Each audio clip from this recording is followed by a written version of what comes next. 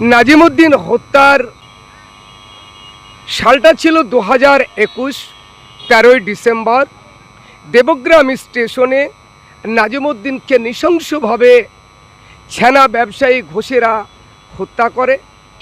এই খবর গ্রামে পৌঁছাতেই 14ই ডিসেম্বর সকালবেলায় এই জায়গাতে হাজার হাজার মানুষ অবরুদ্ধ করে ফেলে। দাবি একটি, নাজিমউদ্দিন হত্যার আসামিদেরকে অ্যারেস্ট করতে হবে। গোটা বেলডাঙ্গা উত্তাল পরিস্থিতি সেদিন 2021 সালে 14ই ডিসেম্বর সকালবেলায় এই পাঁচরা 111 নম্বর রেলগেট অবরুদ্ধ হয়ে পড়ে।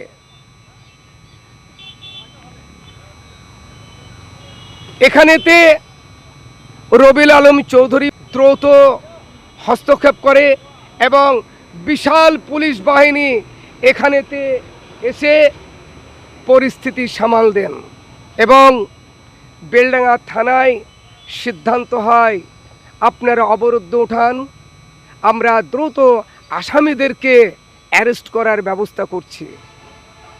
কৃষ্ণনগর জিআরপিকে ধন্যবাদ জানাই। কৃষ্ণনগর জিআরপি 3 দিনের মাথায় 5 জন আসামিকে অ্যারেস্ট করে এবং